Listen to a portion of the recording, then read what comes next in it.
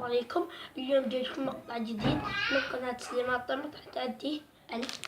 هذا الكيس يطلع به دائرة و5 حلاوات حامضة. عندنا كيسين، بنفتح الأكياس ونشوف داخلهم، واللي ياكل هذا الكيس الحلاوة أول هو يفوز، والعقاب ياكل قشرة ليمون. يلا الحين بنفتح الأكياس.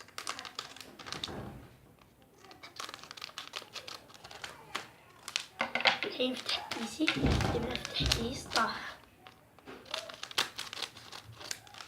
تمام، الحين نبي نشوف هذه الدائرة طلعت لي أنا. وش الدائرة طلعت له؟ هذه دائرة طه ولا الحلاوات؟ ها؟ هذه 5 حلاوات لطه، هذا الكيس، و5 حلاوات لي. الحين هذه الحلاوات بنفتحها ويلا الحين.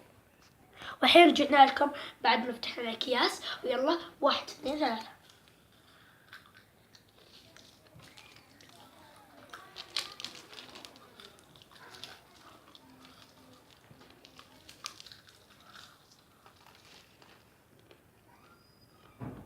خلاص لا، طه كان بقى 3، يعني أنا خلصتهم كلهم ب5، طه خلص بس 2. الحين وقت العقاب، ياكل العقاب.